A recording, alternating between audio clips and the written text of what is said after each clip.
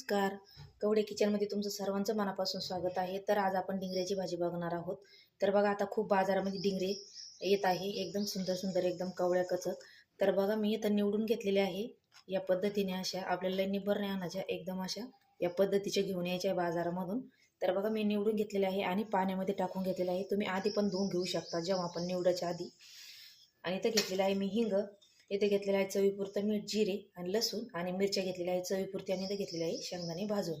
तर चला पहिले आपण हे मिक्सरला फिरून घेऊया. तर बघा मी बारीक करून घेतलेलं आहे या पद्धतीने.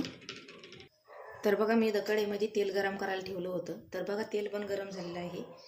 तर आपण आता पहिले याच्यामध्ये मोहरी टाकूया. मोहरी तडतडली का आपल्याला जिरे टाकून घ्यायचे आहे. तर बघा जिरे टाकून घेतलेले आहे. आता टाकायचा आहे थोडासा हिंग.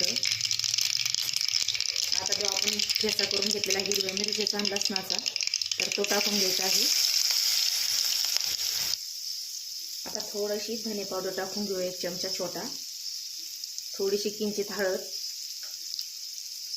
आणि 1 चमचा कांदा लसूण मसाला. तर आता हे मिक्स करून घ्यायचं आणि हे जे डिंगरे घेतलेले आहे त्याच्यातलं पाणी काढून आपल्याला डिंगरे याच्यात टाकून घ्यायचे आहे.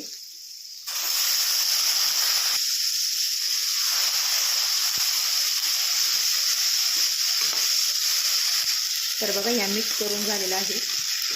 तर याच्यामध्ये ज्या मिक्सरमध्ये मिरच्यांच्या बारीक केल्या ते धुवून मी थोडंसं पाणी टाकून घेतलेलं आहे. आता त्याला मिक्स करून झाल्याच्या नंतर, पाणी टाकल्याच्यानंतर याच्यावरती आता झाकण ठेवून घ्यायचं आहे. 5 ते 7 मिनटं याला कमी गॅसवरती शिजून द्यायचं आहे. तर बघा आता आपण चेक करूया. तर आता आपल्याला याच्यामध्ये जे शेंगदाणे घेतले होते भाजून त्याचा कूट करून घेतलेला आहे, तर तो टाकून घ्यायचा आहे आणि मिक्स करून घ्यायचा.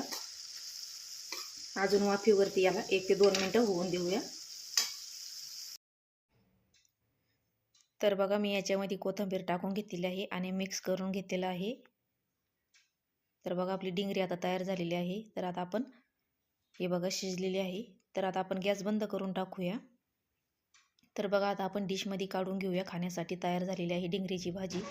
तर तुम्ही टिफिनला पण देऊ शकता. तर बघा एकदम सुंदर अशी तयार झालेली आहे. तर तुम्हाला कशी वाटली नक्की सांगा आणि लाईक शेअर सबस्क्राईब करा. धन्यवाद.